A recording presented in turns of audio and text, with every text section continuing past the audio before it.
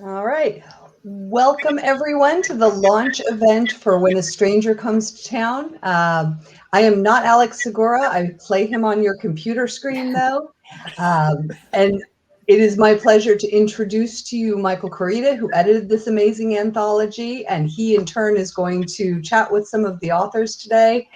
Thank you so much for joining us, and have fun, everybody. Thank you, Aaron, and everyone who actually made this work, because I definitely did not. We're herding a lot of cats, and my goal today is to shut up and let you guys talk. I also think it's really hard to talk about short stories without spoiling them, and I feel like the audience kind of wants to get to know you guys as writers. So I've asked you to come prepared with a story about either a time you were a stranger or some story about a stranger that you did not write in our wonderful MWA anthology, and then recommend a book about a stranger coming to town. So I'm going to kind of go around the horn here, and let's just kick things off with the man who has never met a stranger, Joe Lansdale. If you wouldn't mind kicking off, that'd be great. Well, I think you and I exchanged a few emails about, when was I a stranger in the town? And I thought, well, I don't have anything for you. And you said, yeah, you probably never met a stranger. But when I was, we talked about this too. Another way of looking at it is growing up, there were times when I felt like I was a stranger because I was so different from everyone else. I was never unpopular. I never felt, lost or isolated. I always had a good time. But there was a place where I had interest where other people did not. I was interested in films and books and comics and things, and other kids had interest in those, but mine went beyond that. It was more of like living in an alternate universe from time to time. And so I always felt somewhat different in my desire to tell those stories and write those stories, which other people did not understand. My mother and father were encouraging, but other than that, I always felt isolated. And when I wanted to, talk about those things, there was no one really to talk to unless it was pretty superficial. I mean, I could get a good Godzilla thing going, we could talk about Godzilla. It seemed to work out, but the rest of it, not so much. To remain not a stranger to fiction. All right, what's your book recommendation for everyone? What's your Stranger Comes to Town favorite novel? Am I still talking? Am I still supposed to say something? Or are we going back and forth? You're supposed to give me a book. Okay, well, the one that I like, and there are actually several. One was mentioned by Nora, was Bad Day at Black Rock, which is a short story called Bad Time at Hondo. But the one that really struck me and has always been with me is The Postman Rings Twice, because the guy that gets off, they threw me off the hay truck at noon. Right. And from there, things just go downhill. And what I love is that you really don't know much about his past. You don't, but it isn't good. You know that this is a guy that's done what it takes to survive, and that he's willing to do whatever else to survive, even if it's being, allowing himself to be manipulated. I think he, chose it just as much as, the lady who helps him, but they both, when they met, that was like a very evil combination, that. And so once they got together, things went bad. You see that like with Bonnie and Clyde and, other different people in history and in fiction. And I always felt that there was just something creepy about this guy. Where was he before? What was he doing before? How many towns had he been a stranger in? And why? Exactly. And had he not met her, he might have, worked at the filling station a little bit and passed on. And so I've always thought that this what made that really, interesting to me is not only was he a stranger, and not only did he probably have some bad things in his past, but he had the worst things coming when he was dropped off from the hay truck at that filling station. You got thrown off the wrong time. All right, very good. Amanda, What about you? Story about being a stranger and a book rec? Okay, my story about being a stranger. To set it up, I have to tell you, I was born and raised in West Texas. But as an adult, I've lived quite a few other places, including England and Seattle. The place where I felt most a stranger, though, ended up being Grand Rapids, Michigan. Now, I don't know if you know much about Grand Rapids. It's beautiful up there, but they don't get many incomers, okay, especially 10 or 15 years ago when the auto industry had bottomed out. It was just people who had lived there forever. So I move up there with my family and start reading Steve Hamilton books to try to get acclimated to Michigan. And we lived there for 8 years. During 8 years, almost every single time I went to a store, the clerk would get wide-eyed and would kind of lean in and say something to keep the conversation going, and then should say, "You aren't from around here, are you?" This was 8 years. Years later, you're still trying to fit in. Yeah, and then I came back to Texas, and then my feelings were kind of hurt because now I go to the grocery store and nobody makes a fuss over me. I understand that. Having spent a little bit of time in Maine, I think I could live there for another 40 years and still get the "you aren't from around here." So, Like your story. What is your book pick? Yeah. What would you recommend for us? Okay, my book pick is Candace Fox's Crimson Lake series. It's fairly new. She is so much fun. Crimson Lake. It's set in Australia. She's an Australian writer. And her hero, his name is Ted. He's a police officer who is accused of this brutal abduction of a little girl. Well, he's not convicted. So he's set free, but everybody believes he's guilty. He leaves everything he's ever known behind, goes to this tiny little town of Crimson Lake where there are crocodiles and other scary things, trying to escape his past. And, you know, we know how well that always goes when you try to escape your past. Just Lansdale-esque enough. You've got me intrigued. Oh, it's fun. Yeah, she's great. She has very vivid characters. Excellent. Well, thank you for that one. Mr. Connolly, Hey, do you have a great stranger in town story for us, an anecdote? Well, I don't know if it's great, but there seems to be a Texas connection here. Earlier in my life, I was a journalist, and I achieved this level where I was kind of like the go guy. If something happened, they would put me on a plane. And there had been this plane crash in Dallas. This is like 1985, I think it was, maybe 86. And it was unusual because it was a major air catastrophe and like 130 some people died. But it was unusual that 29 people lived. And, you know, there's nothing left of the plane but the tail.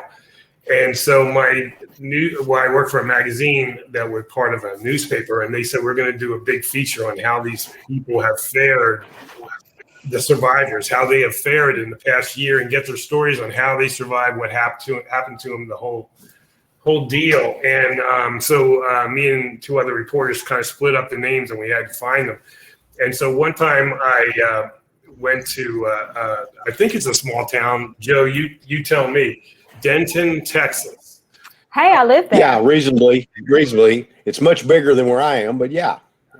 Well, so anyway, I went to Denton. I actually had not really been much in Texas at all. When the plane crashed, I lived there for like a month. And this was like a year later. They said, let's do a 1 year later story on the survivors. So I tracked this guy named Johnny Myers up to Denton. And this is in the 80s, so no one had cell phones. So I basically had to knock on this guy's door. And it was very intimidating. You know, I'm not like a Texas type guy, and the house looked like this guy might not be happy to see me. And what was peculiar about this guy was there was two people that literally escaped this tragedy without a scratch, a physical scratch. Everyone else the other survivors had various degrees of injury and burns and so forth. And so this guy was important to get to, like the guy who walked away. And so he answered the door, and he hadn't given no interviews. And he answered the door, and he just said, well, you came all this way. I don't talk to people about this, but you came all this way, so I'm going to at least feed you dinner. And so I got in there, and I had dinner with him, and I didn't push him. But before the evening was over, he decided to tell me his story. And the cool thing about the story, I mean, it's a sad thing, was that he didn't walk away without a scratch. His injuries were all internal, and he had like the worst case of survivor's guilt ever because so many people died, so many people were hurt. and people thought he just walked away scot-free and totally fine, and he wasn't. But so it was one of the better interviews I ever got. But I did feel the pressure of being a stranger in town. I swear we didn't. You know, my son lives in with, Denton, all and the Texans. I'm sorry. Yeah. Wait, we had a I text. was just going to say that sounds like Texas, though. Yeah. I live in Denton now. And Amanda lives in Denton Yeah, now. my son lives there. So there is a major connection. The Yeah. live action stranger making a small world experience here. Thanks for putting that show on. We didn't know that was going to happen. Do you have a book recommendation? Yeah, this one, you'll probably hear it several times. I'm going to go with The Killing Floor by Lee Child. It's the first published Jack Reacher book. I know he did prequels.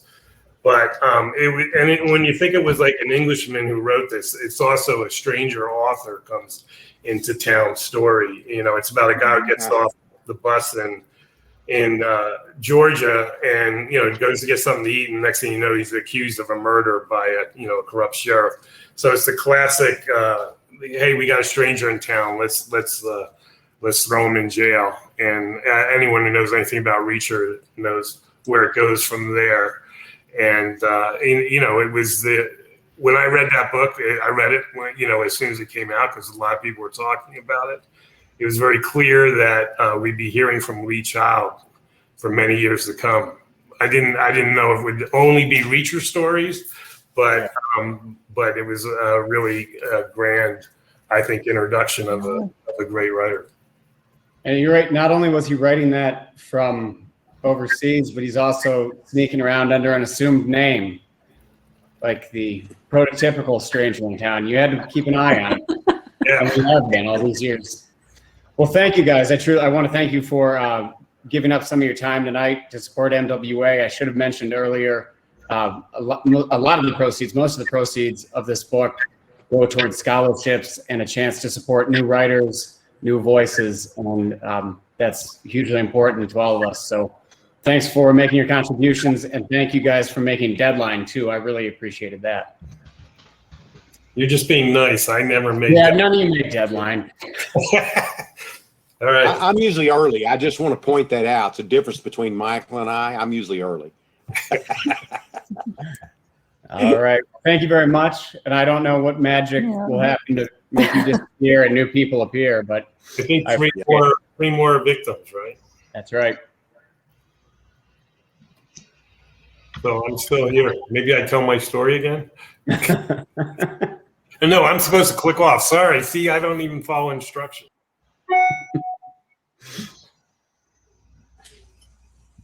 Oh, man. Sure made it. We kept throwing up roadblocks and trying to hinder him, keep him away. Hey, it's great. Oh, yay, it worked. Hey, everybody. Hi. Hello. And is it Tilia? Telia, rhymes with Celia. Celia. Rhymes with Celia. All right. Thank you, guys. I appreciate all of your stories. They're all fantastic. And I don't need to keep saying that, but I feel the obligation because you all delivered something that was really special to me. And I think you know the drill now. We want the stranger anecdote and then a book recommendation. So, and who just joined? Jacqueline. Thank you. So while I have Telia rhymes with Celia in my mind, I'm going to ask you to kick us off, please. Okay.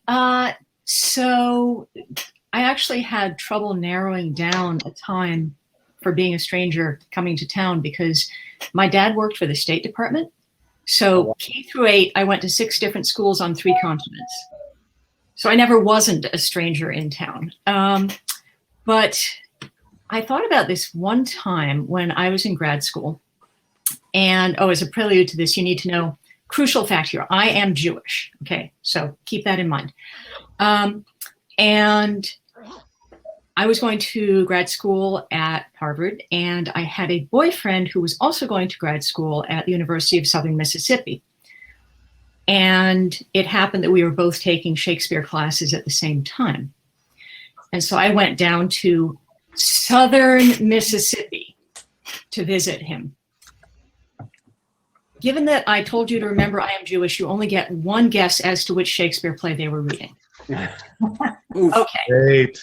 So Right. anyway, the professor was so thrilled to have a real live Jew in his class, and one who was at Harvard and who was studying with the particular professor I was studying with. And of course, they were doing the Shylock meets his denouement scene. And every time they talked about Shylock, the professor would sort of make a statement and then glance at me. I have never felt so Martian in my entire life. I was like Jew under glass. All right, that's a pretty good anecdote. Your book recommendation better be really good to top that. All right, well, I'm actually going to break the mold here a bit because you didn't specify that it had to be crime. No, I didn't even for the anthology for the stories you wrote. Oh, that's okay. So the first book that I thought of for A Stranger Comes to Town is Anne of Green Gables. And if you're not familiar with it, it was written in 1908. And it's about an elderly, well, they're not exactly a couple, they're a brother and sister who semi-accidentally adopt an 11-year-old girl who's quirky and imaginative and comes to live with them in a small town on Prince Edward Island in Canada. Edward Island, right. Yeah, and so she ends up changing the town and the town ends up changing her. And it's just this very sweet, lovely story that I read, I think for the first time when I was 11, when we were visiting my grandfather, and it was raining. And I complained to my mother and she grabbed a book that she had loved when she was a kid and said, "Here, read this." Excellent. That's a great pick. That's a very good pick. Thank you. Let's go to Jonathan Stone. All right. Well, I can't believe how well my anecdote actually dovetails with Tilia's. And I can't believe this is going to be the second anecdote about Judaism. Oh, boy. But went from Texans? Okay, never mind. Thematically. When I and you know, when I read your email invitation to us, Michael, this immediately popped to mind, and no other anecdote at all. When I was a kid in like 4th grade, my parents decided to move from mother and father, prototypical New York Jews. My mom was from Brooklyn, my dad was from the Bronx, and they decided to move to New Canaan, Connecticut, with me and my brothers. And New Canaan, Connecticut at that time, this is the kind of mid-60s, was exclusively WASP and Catholic. And I was literally the only Jewish kid in my primary school, my middle school, and my high school. So I always felt like the stranger. In fact, my bar mitzvah had no Jewish friends at all. I had all my New Canaan friends who many of whom had never even met a Jew, much less been to a bar mitzvah. So I grew up as an outsider. And I think the kind of outsider thing is part of a lot of writers and part of a lot of us. However, my little twist in the tale here is that after growing up in New Canaan and going off to college and finally meeting some other Jewish kids and having a career in New York and meeting plenty of Jews, I met my wife and we wanted to start a family, and we started to look at all the commuting towns around New York City, and she fell in love with a house in New Canaan, Connecticut. And she said, "Are you willing to go back to New Canaan and start a family and raise a family there?" She said, "I know you were kind of an outsider there." And I said, "Yeah, I was an outsider, but you know what? It was a good place to grow up. It was a good place to raise kids." Yeah. So very oddly, I am speaking to you now, still. Stranger no more. I'm still speaking to you from New Canaan, Connecticut, where I'm back, raised my kids. They're all out of the house now. Still a stranger. And I guess the bottom line is I like being a stranger, because why would I have come back? Can I just interrupt to ask real Sure. briefly? What did you make of the ice storm, Ang Lee's film set in the 60s and 70s in New Canaan? Accurate? Yeah, that's let me tell you, Joe, I know all the houses where that was shot. In fact, I've been in a couple of those houses with a couple of high school pals. One of them lived in one of them. And according to my parents, I was a kid when that was going on, and I was here for the ice storm. I was in high school for the ice storm. It was a real thing then. Oh yeah, real thing. And the key parties that are in the ice storm, my parents denied that those existed. The book was Rick. Who wrote the book? Rick Moody. Rick Moody. Right. Thank you. Yeah. All right. So, what is your book recommendation? So, to some degree, the book recommendation I took to be, hey, if you have a book that you just loved, and this happens to be a crime novel of sorts, go ahead and recommend it and hook the Stranger Thing to it if you have to. About a few months ago, I finished Nightboat to Tangier, Kevin Barry. Came out in like 2019, I think. And it is a story of two kind of small-time criminal, small-time thugs. The whole thing is set as they're sitting in a ferry terminal in southern Spain, looking for the daughter of one of them. And these two guys, you'd say they were friends. You'd say they were lifelong friends, but man, they're lifelong friends who are still strangers to each other. All right. So my highest recommendation, it is just fantastic. Night Train to Tangiers. Night Train to Tangiers. Kevin Barry, Irish writer. Excellent. Thank you. I even feel comfortable recommending this book to Joe Hill. I think I read it. You wrote a book about the Beatles that I read. It was great. Okay. Let's go to, I got to keep the ball moving here. I got to herd these cats. You did. So thank you. Let's go to Jacqueline.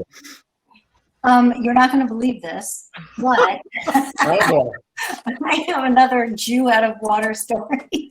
So, We had Texans in water and no Jews out of water. It's been quite the pairing. I grew up in Queens, where there are lots of Jews, and for some inexplicable reason, I decided to go to college at the University of Virginia. Perhaps because Poe was thrown out of there, I don't know.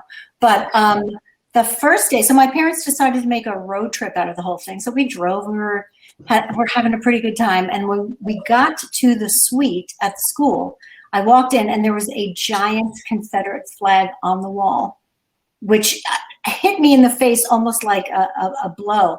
And I remember saying to my parents, this was a really nice vacation. Let's go home now. So that was I was a stranger, I think, probably for the entire 4 years I was there. Nobody looked like me. Nobody talked like me. They all thought I was crazy. I was also a musician. So that when they found that out, that explained everything. So that actually helped me. It was like, oh, she's a musician. That's why. UVA's in Charlottesville, right? Yes. Yes. So I imagine some of that came back vividly to you. It did. I was really upset actually to see that happening in Charlottesville. I mean, it was a difficult place to be for just about any kind of minority back in the late 70s, early 80s when I was there. But I really hoped that by now things would have changed. And when I saw that, I just got depressed that some things didn't ever seem to have changed. So. A book pick. Well, obviously, considering my story, it would be Strangers on a Train. I love Patricia Highsmith. She is my favorite. But since that feels like a gimme, then I would say The Phantom Toll Booth is my favorite book of Stranger. So. Love them both. Excellent. Thank you. All right. Mr. Hill is now due up. I'm going to just take his opportunity to say that the greatest Stranger Comes to Town book is Jaws, because it speaks for itself, and you know that. But now you can go ahead and talk, Joe. I'll let you go. You snatched it out of my mouth. You've been sitting on it because you knew I was going to say something about Jaws, and you snatched it away from me. I was counting on it. If your anecdote involves a shark, though, take it away. I was about to say that Jaws is actually two strangers come to town. Brody is a stranger in the sense of he's not an Amity Island person, and he's just shown up there, and he's like, it's his first summer and everything. But the shark is a stranger too, and they didn't really put on a very nice welcome for him. Not particularly. When you think about it, they didn't seem to point out there. When I was 18, my stranger stories, when I was 18, I went to Salt Lake City to work on a film as a production assistant, charging walkie-talkies and bringing people coffees and stuff like that. And I was pretty excited. I thought I was going to be completely Hollywood and stuff. And I hung out a lot with the truckers, the Teamsters who drove, all the equipment to the set and everything like that. And I did have a chance to get to know them for a couple days before the first day of filming. There was this one guy who kind of took me under his wing who was just exactly like Sam Elliott. He had the big handlebar mustache and the same laconic voice, and if you can imagine Sam Elliott in Roadhouse saying people are so stupid in this town, they got a sign over the urinal says, don't eat the great big white mint. That was like, this dude to a T. So anyway, the first day of filming is going on, and I'm real excited and stuff. And I had this oilskin duster on that I thought made me look like the outlaw Josie Wales. And I'm flapping around at my duster and stuff. And I went in to the makeup trailer to tell like Molly Ringwald that they were ready for her on set or something like that. The first day, and I'm like, wow, movie stars, people making TV. This is pretty great. And they had a space heater in the corner.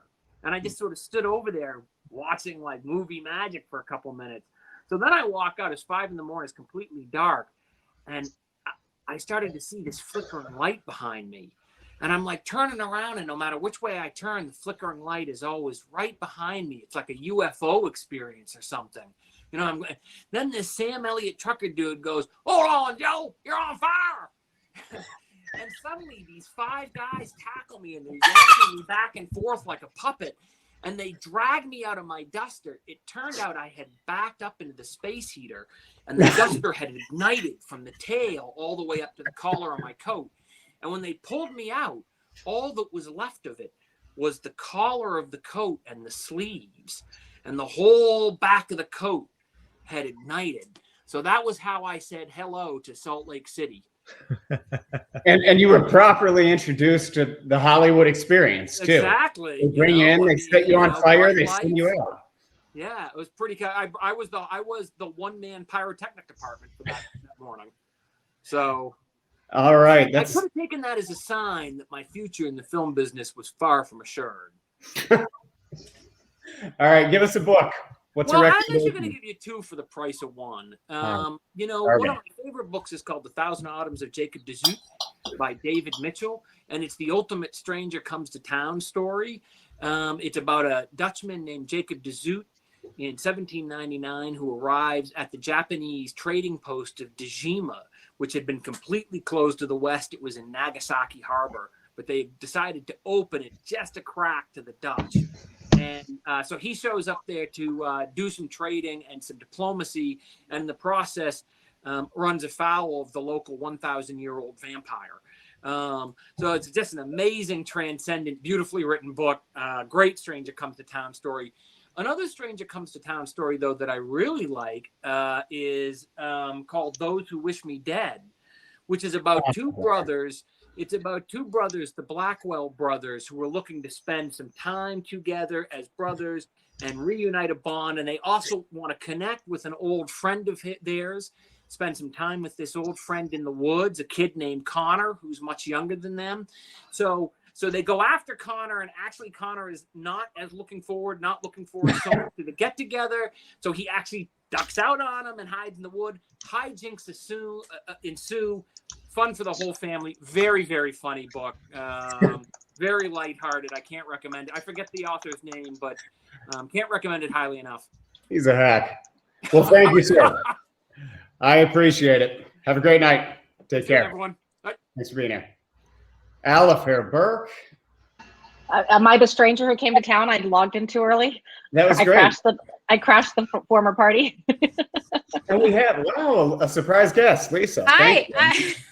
I You're gonna cut make it. out on my husband's birthday celebration to come and hang out with you guys You- for a little while. Your- I said I saw Your you. husband has had so many birthdays. Come on, we've only done this I one mean, time. we're all so old. So like, what difference does it make? So I just texted Lisa's husband a happy birthday message, I know and you and I'm do. like, you're a terrible wife. What are you doing zooming? I am. I'm a terrible. It's actually not. It's not actually his birthday. It's just his celebration. So I'm not like abandoning him on his birthday. I'm just Just wanted to come and say. I wanted during to come the and say hi.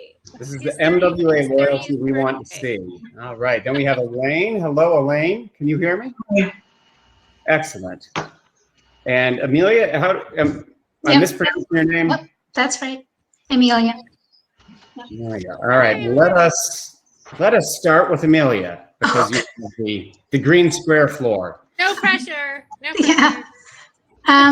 Oh my goodness. All right. So I guess I'll be the fifth Jew to, Oh no. to be the stranger. Interesting title we could use. Yeah, The next anthology. yeah, exactly, right? The Jews who come to town. That would be the new one. So I emigrated to America from Russia as a child. So I was a stranger at the age of 9, and also everything was strange. So food was strange, clothes were strange. I grew up in Moscow. I come here in the winter and there's like a little bit of snow. Everything closes. I'm like, why is everybody freaking out? So that was that. But then also, I grew up in Queens and then I moved to New Jersey. And even though you think there's a lot of Jews in New Jersey, apparently there weren't really anywhere I was living. So I distinctly remember going to a summer barbecue and hanging out with a whole bunch of people and chatting. And they were like, oh, where are you from? And I said, well, I'm originally from Russia. Like, oh, are you Russian? I'm like, no, not really Russian. I'm Jewish. And somebody actually said to me, wow, I've never met a Hebrew before.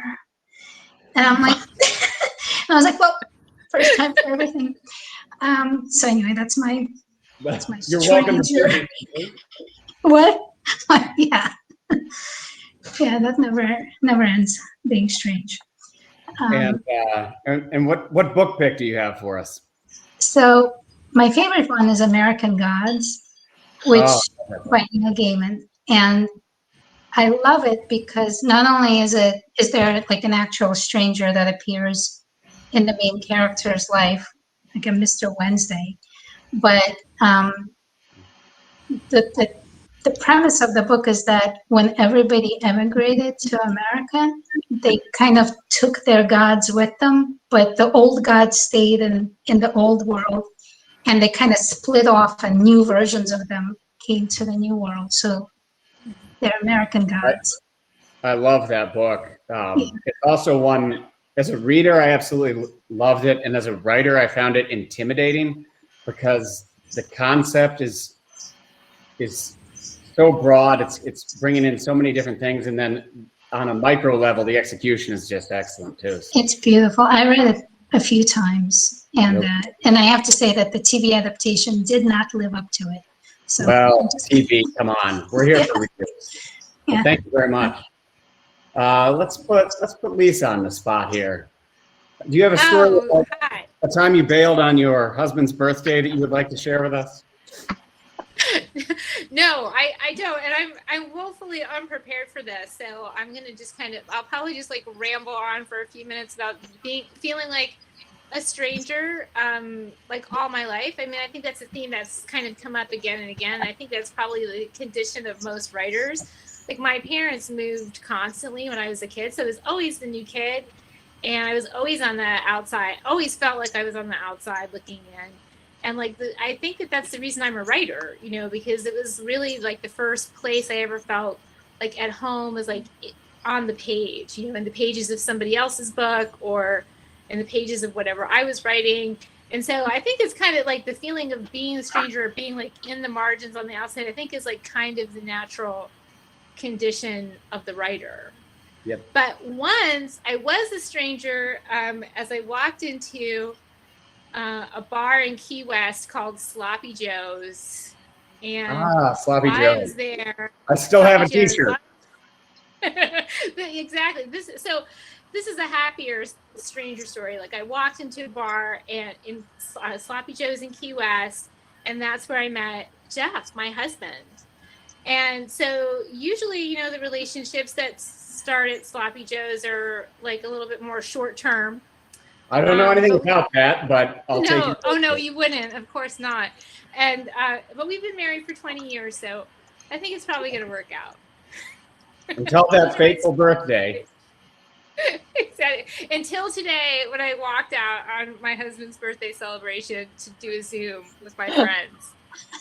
All right. It was a great. We had a great 20 years.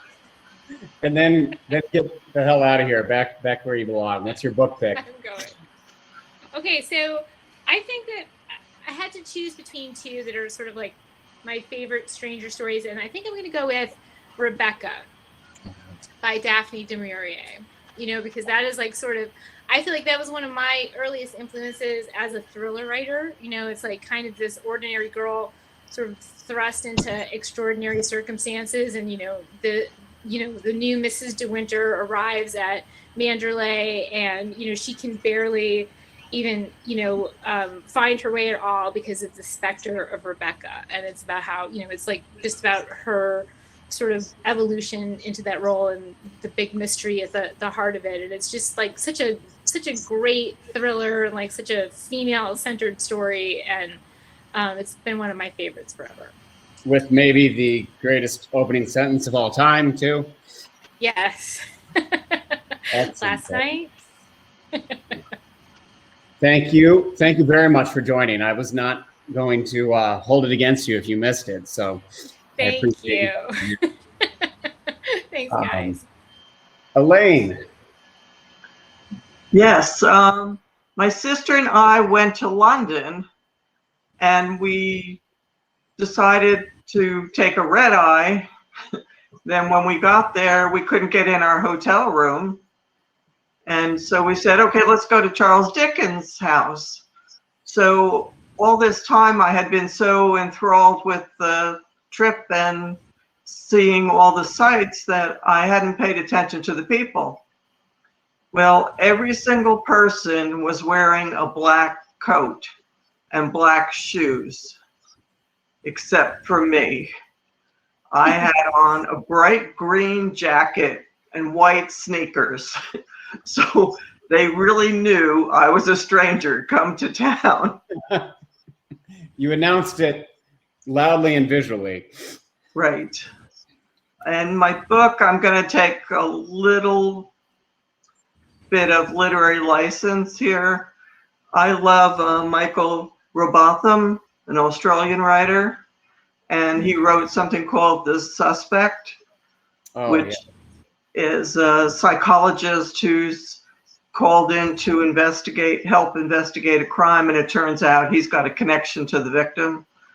But he finds out that he has Parkinson's, and to me, that's the stranger that comes to his town and his body, and it's something he has to deal with. So sorry that I'm taking the license, but I really love that book. No, that's one of the reasons I chose this theme for the anthology, was to see people push in different directions. So I love that example. It's an excellent book. It also makes me think of a novel called Oblivion by Peter Abrahams. And it's a PI story, but the protagonist has a brain tumor or brain cancer as well. And he's trying to retrace the case that he has already investigated to an extent. I was always just in awe of that structure. Michael Robotham's a tremendous writer. So thank you very much. And by the way, I loved your story. So thank you. I'm honored to have you in the collection. And then we move from honor to Alifair. Not as if that's a transition or a fall off the edge of a cliff, but we have Alfred Burke here, and I'm sure she has a good anecdote. Well, as you know, I think, Mike, I am rarely the stranger in town because once I am someplace, I don't like to move. When I do move, I go to the same places over and over again. I don't even like to be a stranger in a room. I eat at the 5 same restaurants. I eat the same thing at each one, and I sit with the same people all the time. So I prefer not to be the stranger in town, and I think I know why. The first time my parents made me move, it was from Fort Lauderdale, Florida, where I was born. And I don't think I really ever went anywhere else until my parents decided we were going to move to Wichita, Kansas, because they decided that Southern Florida was getting dangerous and they wanted me to be raised in a more wholesome place with my siblings. And my dad got a better job. And it just seemed like a really, really good idea to move to Wichita, Kansas. And we were still unpacking the U-Haul boxes, I think, when we got my parents, like, are the kind of people that always have the TV on in the background. Notice my TV is off. I'd rather not know. The TV's on in the background, and they're like, Wichita police announced that there's a serial killer. up pops this map of the city. I'm only in the 4th grade, I think. And they've got like the little red dots of where he killed all the people. And I'm like, aren't we like right there? So that serial killer was, some of you probably have heard of him, called BTK, which stands for bind, torture, and kill. He's very descriptive. He picks action verbs for his own name. But that was some pretty icky stuff to learn when I was in the 4th grade. You've come back to that idea as a writer several times, so it pretty clearly made an impression. So this is apparently what happens when you go to a new place. Like, terrible things are going to happen, and you move for safety's sake directly into a serial killer's backyard. Yes, like that's why I live in the middle of New York City. Like, no one's coming for me here. It's a lot scarier to live there.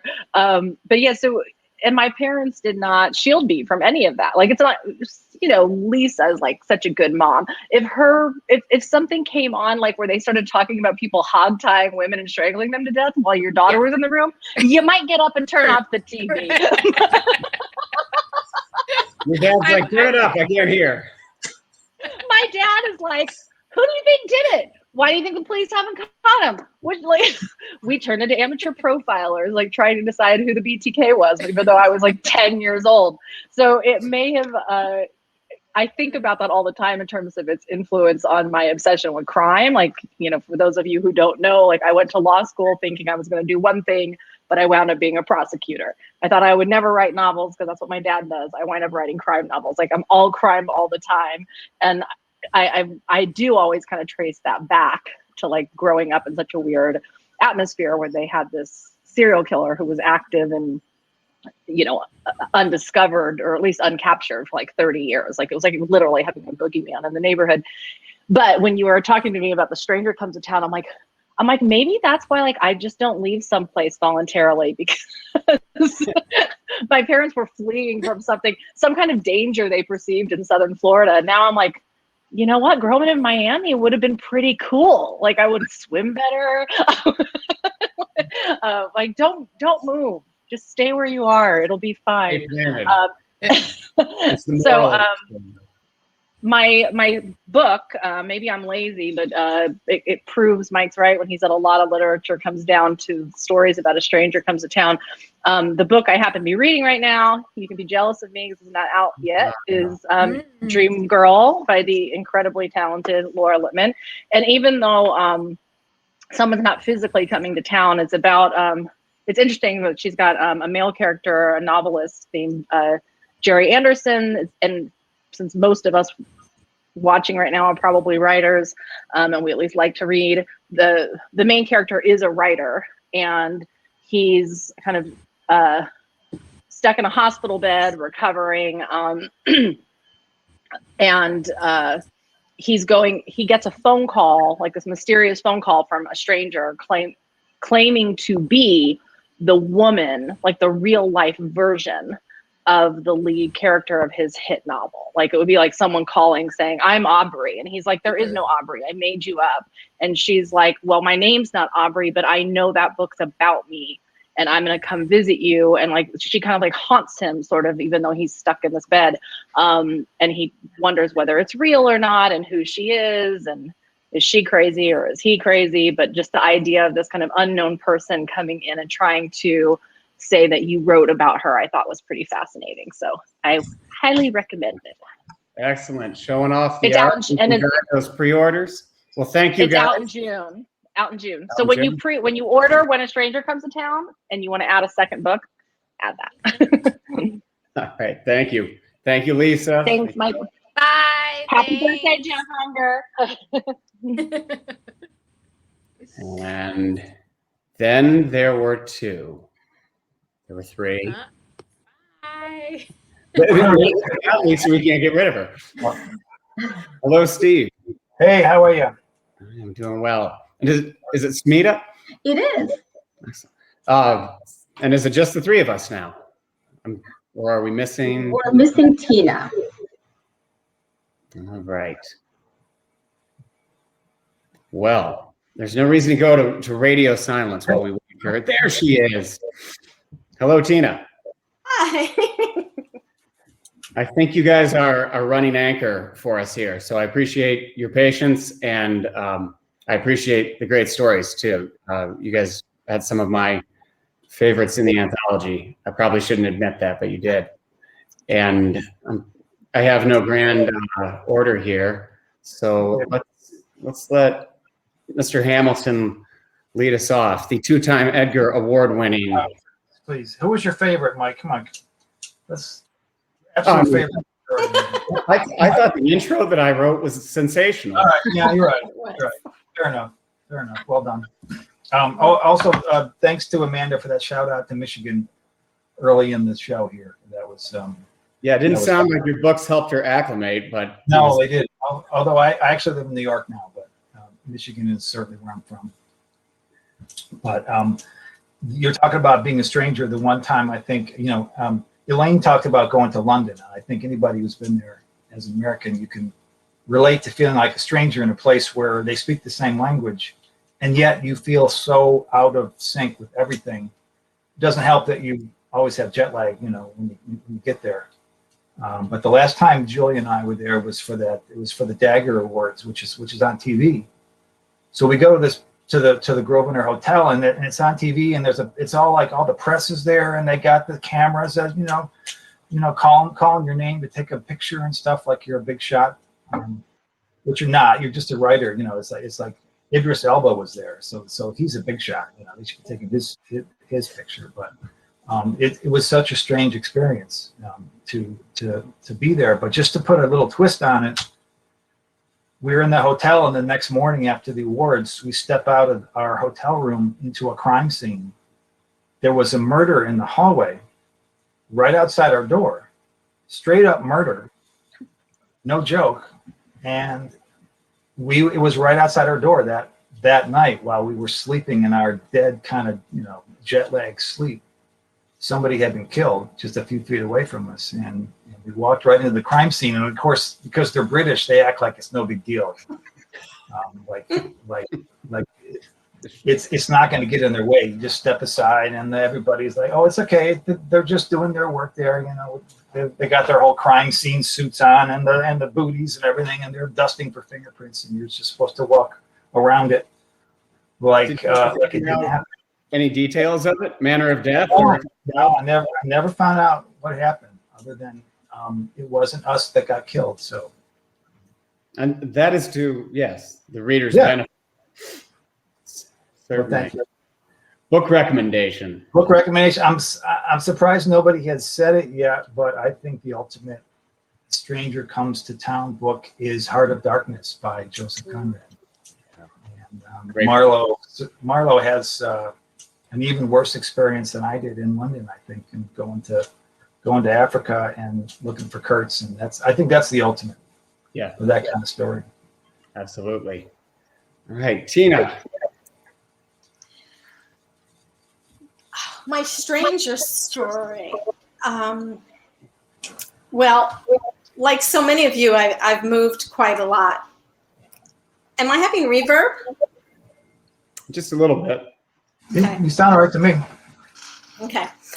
But I think of all the experiences I've had, the time I felt the most like a stranger was a trip I took to Japan a few years ago.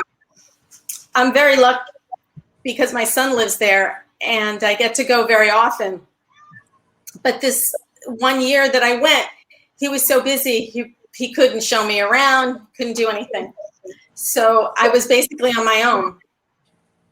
And I felt like a stranger because I didn't have communication skills. And I was forced to really have an experience, a multi-sensory experience. And Kyoto is where he lives. It's really a sensory feast. It's the colors, the textures, the gardens, the fabrics, everything is just beautiful. The smells, the sights, the sounds. And I found myself really absorbed in the culture for the first time, even though I had been there several times. And I think that's when I really started to pay attention, take notes, started creating stories set there. I'm sorry if it sounds like I'm not talking clearly, but I have a lot of feedback. But I was alone in this very busy city, and although everybody was very polite and everything, I felt completely alone and very, very much at odds. But it was a wonderful experience. And my book recommendation. Yeah. So I too did not go with a crime story, and I happen to love Ann Tyler's writing, the way she develops her characters. And one of my favorites is called Ladder of Years. And it's the story of a woman who's a mother, a housewife, a wife, and she walks away from her family. Literally one day she picks up from a beach outing with the family and walks off the beach and gets on a bus and starts a new life. And she disappears. And what she is now is she's the stranger in that town. It's a new town, it's a new job, it's a new attitude.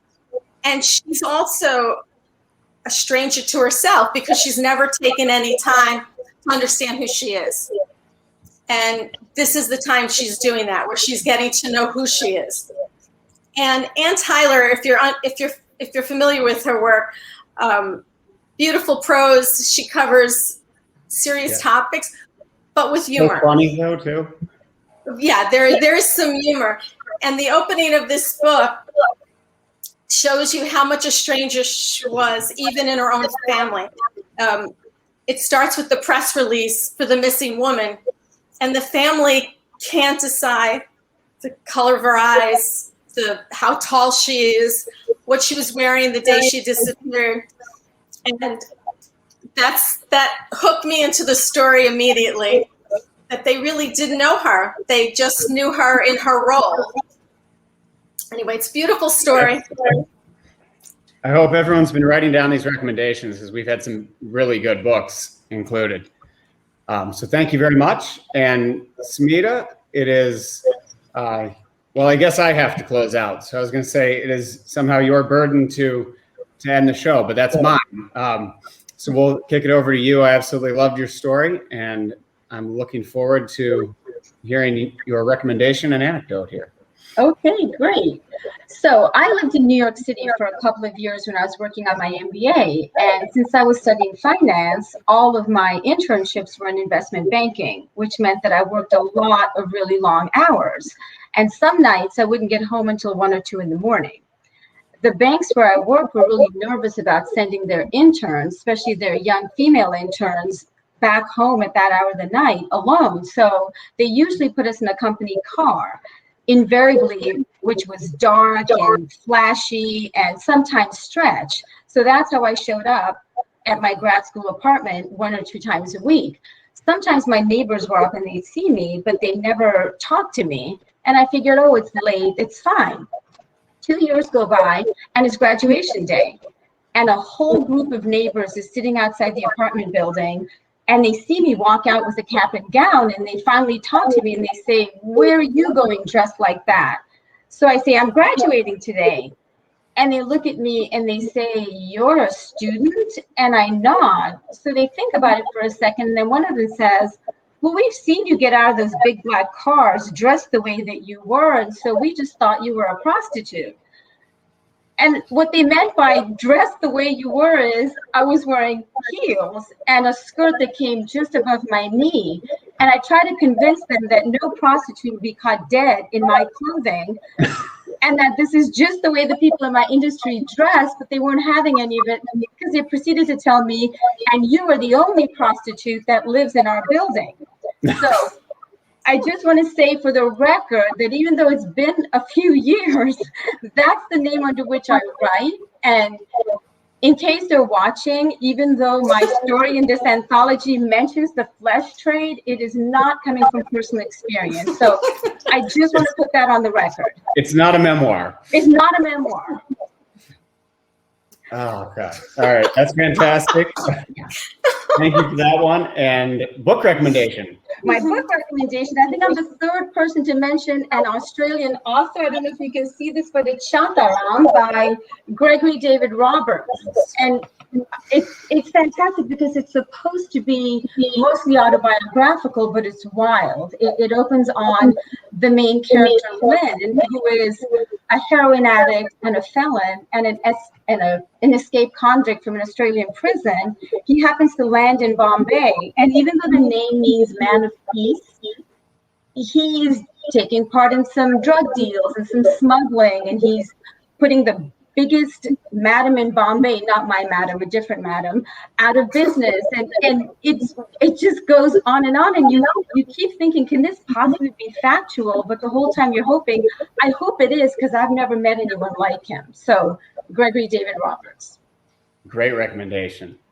All right, thank you. It's not fair for me to ask you guys to deliver this and then not chime in with something, but I appreciate everyone's patience. So I'll just offer a very quick anecdote. I used to work as a private investigator, and you always had interesting stranger in town moments in that business. But one that will forever stand out in my mind is I had to go to this town in Indiana that had a very Appalachian kind of feel. I mean, it was really out in the hills and hollers. And I was supposed to interview someone who was suing a Lowe's or a Home Depot, some company of that nature, for injuries inflicted by an exploding can of spray paint. And the information I had was that his hand had been damaged by this thing. And I get out there, and it was such a volatile feeling place that I was really thinking I could just pretend he wasn't home. You know, I'm going through that level of excuse making in my mind. I get up to where this house, and it really was not much of a house, it was sort of like a shack, was located, and there are these dogs. I mean, it's straight out of a Deliverance kind of moment, that are coming up to the car, and I'm thinking, okay, can I even make it out of the car? The guy comes out and he calls off his dogs, literally, and his face is just blistered, and he has, I don't know if he was missing his eye, but it was severely damaged, and it was quite fresh. And at this point, I'm pretty flustered from having made the journey. So I get out and I say, I'm, private investigator here to talk to you about this case.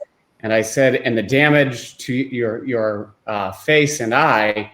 And he said, like, oh no, you're here to talk about my hand. And he lifts up his hand, which was bandaged. So I wasn't exactly, I didn't push on the great injury to the side of his face and eye. And I just got the hell out of there as fast as I could. But it will forever be a memorable PI experience. And my book recommendation is the classic Night of the Hunter, where the preacher arrives in town, and we have kids who are smarter than the adults in the world. And I think that generally proves to be true more often than not. And both the book by David Scrub and the film, to me, are iconic. Mitchum's performance as the stranger is one of the all-time greats. So those are my recommendations. Can't thank all of you enough, both for the stories and your support of a really good cause here. And we have to give a huge shout out of thanks to Nora for putting this all together. She's done such an incredible job, and I appreciate her patience with me. She's been long suffering. And Erin Mitchell, who will have to continue to suffer with me. She throws me off a bridge. And Alex, and I know I'm forgetting people, but we had an amazing team on this book, Peter Joseph and Hanover Square. So everyone who worked on it did a great job. And this event was a pleasure for me. So thank you very much. Thank you. Thank you, Michael. Take care, guys.